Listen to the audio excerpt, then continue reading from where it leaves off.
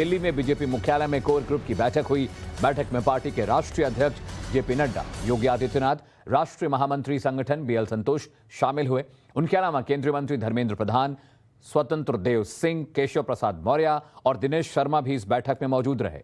बैठक में यूपी में सरकार गठन को लेकर चर्चा के साथ ही मंत्रिमंडल में शामिल होने वाले चेहरों पर मंथन हुआ है। बताया जा रहा है कि उसके अलावा योगी आदित्यनाथ ने राज्य में होने वाले एमएलसी चुनाव पर भी पार्टी के केंद्रीय नेतृत्व से चर्चा की है।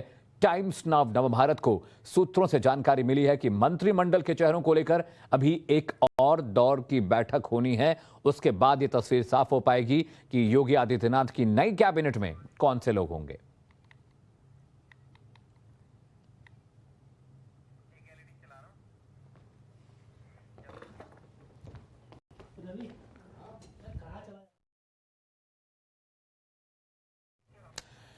तो नए कैबिनेट में किसे मौका मिलेगा, किसे पद मिलेगा, किसे प्रतिष्ठा मिलेगी, पुराने चेहरों को क्या कैबिनेट से हटाया जाएगा, क्या जो नए चेहरे हैं, नए यंग चेहरे हैं, उनको मौका दिया जाएगा? क्योंकि बहुत सारी अटकलें इस बीच लग रही हैं कि जो नए चेहरे हैं इस बार उनको कैबिनेट में जगह दी जा सकती है। बीजेपी की मैराथन मीटिंग में क्या कुछ हुआ और किस तरह से चीजें आगे बढ़ रही हैं, ये आपको समझा देते हैं। बीजेपी मुख्यालय पर कल करीब 5 से 6 घंटे लंबी मीटिंग चली है, जिसमें नए कैबिनेट के स्वरूप पर बातचीत हुई, किन चेहरों को जगह दी जा सकती है, इस पर बातचीत हुई। यूपी में सरकार गठन पर चर्चा योगी आदित्यनाथ ने तमाम बड़े लीडर्स के साथ बैठक में की है। योगी कैबिनेट के नामों पर भी विचार किया गया, यानी कैबिनेट में कौन से नए नाम हो सकते हैं। यूपी में एमएलसी चुनाव पर मंथन हुआ, क्योंकि बहुत करीब है, अप्रैल में एमएलसी चुनाव होने हैं। 9 अप्रैल को यूपी में एमएलसी चुनाव होने और इसके जो प्रत्याशियों की चर्चा भी कल बैठक में योगी आदित्यनाथ ने की है। 36 विधान परिषद सीट पर मतदान होना है और इसे लेकर रणनीति पर कल बातचीत हुई है। इसके अलावा नए कैबिनेट में नई शक्लें कौन सी होंगी, नए लोग कौन से होंगे, उन पर भी चर्चा होनी है। मेरे सहयोगी रविकांत जुड़े हैं। रवि, तारीख करीब अब तय हो चुकी है कि लखनऊ के कान्हा स्टेडियम में 23 अप्रैल को योगी आदित्यनाथ शपथ ग्रहण करने वाले हैं। लेकिन यह खबर भी आई है कि जब तक पीएम मोदी वक्त नहीं दे देते, जो तारीख वो मुकर्रर करेंगे उसी दिन शपथ होगा। देखिए, भारतीय जनता पार्टी ये चाहती है कि योगी आदित्यनाथ के दूसरे कार्यकाल के शपथ ग्रहण समारोह को भव्य बनाया जाए। ऐसे में प्रधानमंत्री की उपस्थिति बहुत अनिवार्य है और सूत्रों से मिली जानकारी के मुताबिक योगी आदित्यनाथ ने प्रधानमंत्री नरेंद्र मोदी को अपने शपथ ग्रहण समारोह में आमंत्रित किया है।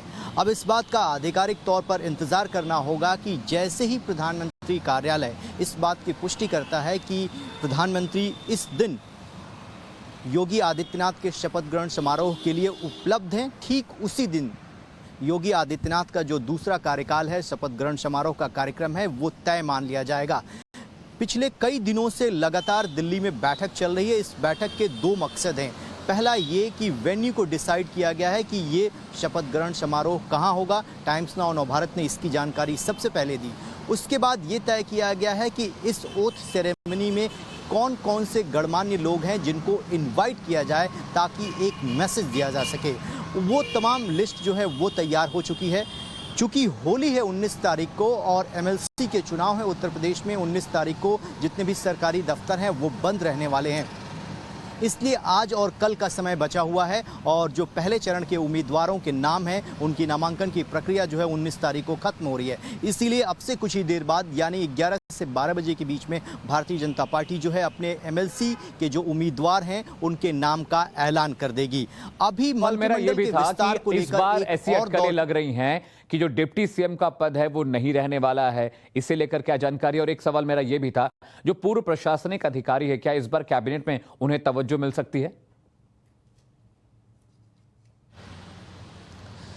देखिए, अभी तक इस बात की कोई आधिकारिक पुष्टि नहीं की गई है कि डिप्टी सीएम का पद नहीं होगा। जहां तक हमारी जानकारी है उसके मुताबिक डिप्टी सीएम का पद एज इट इज बरकरार रहेगा। चेहरे बदल सकते हैं क्योंकि केशव प्रसाद मौर्य चुनाव हार चुके हैं, दिनेश शर्मा की परफॉर्मेंस पर सवाल उठाए जा चुके हैं। ऐसे में हो सकता है कि 2 डिप्टी सीएम वो नए चेहरे हो सकते हैं, उन पर लगातार मंथन चल रहा है। जहां तक आपका दूसरा सवाल है कि जो अलग अलग विधाओं से राजनीति में आए हैं, उन्होंने पहली बार जीत दर्ज की है, अपने अपने फील्ड के एक्सपर्ट रहे हैं, उनको मंत्रिमंडल का हिस्सा बनाया जाएगा या नहीं, इस पर अभी भी मंथन जारी है। लेकिन जो पिछले ट्रैक रिकॉर्ड हैं ये बताते हैं कि भारतीय जनता पार्टी जो है वो प्रोफेशनल लोगों को चाहे सेंटर में हो चाहे स्टेट में जगह देती है। ऐसे में उनके मंत्रिमंडल में आने की जो संभावनाएं हैं अभी भी बरकरार हैं। लेकिन जानकारी यही मिल रही है कि 20 तारीख के बाद एक और दौर की बैठक होने जा रही है, क्योंकि योगी आदित्यनाथ 20 तारीख तक गोरखपुर में है और उसके बाद मंत्रिमंडल का स्वरूप फाइनल कर लिया जाएगा। आप इस खबर पर नजर बना कर रखिए। बहुत बहुत शुक्रिया फिलहाल